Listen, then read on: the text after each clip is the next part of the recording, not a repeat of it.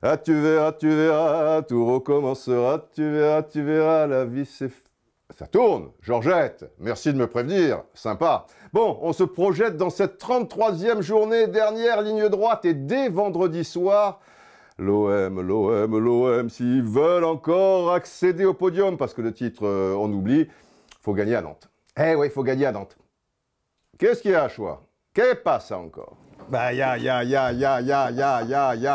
est-ce que les arbitres, s'il y a pénalty pour l'OM, ils vont le siffler ou ils le sifflent jamais? C'est ça qui est important aussi pour ce match. J'aimerais savoir. Ah ouais? Oh, faut arrêter, il n'y a pas de complot anti-arbitre. Je reconnais que si on met bout à bout tout au long de la saison l'arbitrage concernant l'OM, un peu le cocu de l'histoire. Bref, maintenant on va s'intéresser au haut du tableau, le très haut, c'est-à-dire le titre de champion. Déjà, PSG joue à Nice. Nice, c'est quoi? Les Aiglons. Les Aiglons. Je le fais bien, les Aiglons. Mais enfin, les Aiglons contre une tour Eiffel, franchement. Oui, tu vois, qu'est-ce qui se passe encore? Ah oui. Alors le PSG a déjà gagné à Nice. Je te rappelle quand même que Nice l'a emporté il y a 15 jours à Gerland contre Lyon. Que c'est toujours un match particulier parce que quand le PSG vient, si tu veux, en province, tu fais le plein, les joueurs ils sont hyper motivés et tout. Et je lui explique le truc. Il y a la Ligue des Champions quelques jours avant contre Barcelone. Il y a toujours l'éternelle décompression. Faut tout expliquer à toi. Alors, Nice PSG, tout lui dire. Ah, c'est pas faux. Bonne remarque. Non, mais tu vois, je suis beau joueur. Bonne remarque, c'est pas faux. Donc, le PSG peut être en danger à Nice. Et puis, on terminera avec le grand derby. Le derby, le fameux derby. Sans doute l'unique derby de notre championnat, en fin de compte. Hein? Et oui, ils ne sont distants que d'une soixantaine de kilomètres. Lyon qui reçoit Saint-Étienne.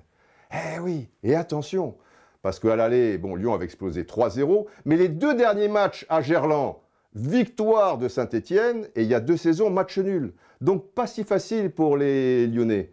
T'es pas d'accord? Qu'est-ce qui se passe? Que tu me fatigues avec les histoires de derby. C'est pas un derby. C'est pas un derby. 60 km d'écart, c'est pas un derby. Un derby, c'est 2 clubs de la même ville. Simplement, en France, ça n'existe pas, ça. En Angleterre, en Italie, en Espagne, en Allemagne, partout, tu as ça pour les grands clubs. Tu as 2 clubs dans la même ville. Là, c'est un derby. En Argentine, au Brésil. En Argentine, le derby Racing Buenos Aires, je lui explique, parce qu'il ne comprend rien, mais contre Independiente, tu sais combien il y a d'écart entre les 2 stades qui font 60 000 spectateurs? Il y a un parc, et c'est pas le parc de... Tu vois, il y a un parc, donc il y a 500 mètres d'écart, voilà. Ça, c'est un derby. Tu m'as l'air bien énervé. Hein. Eh oui, on a les derbys qu'on peut, qu'est-ce que tu veux en France. Et puis, on va se pencher sur le bas du tableau avec précisément tous ces matchs. Il y en a 2 à 6 points, les enfants. 2 à 6 points. Ça va être très chaud entre Lorient et Toulouse. Alors attention, Lorient-Toulouse et Bastia-Reims. Malheur aux vaincus, j'ai l'impression. Donc une 33e journée de haute voltige, hein, on va se régaler. Ah, que sera, carapo que ploufle, que sera, et la pacachipo choupa, eh oui, elle est Chico Buarque au départ, cette chanson. Je le fais bien, le brésilien. Hein. Bokene kimbolo kapashi la kachu la kishi. Eh, ça va, hein, oh, c'est pas si facile que ça. Hein. C'est pas une langue... Allez, portez-vous bien.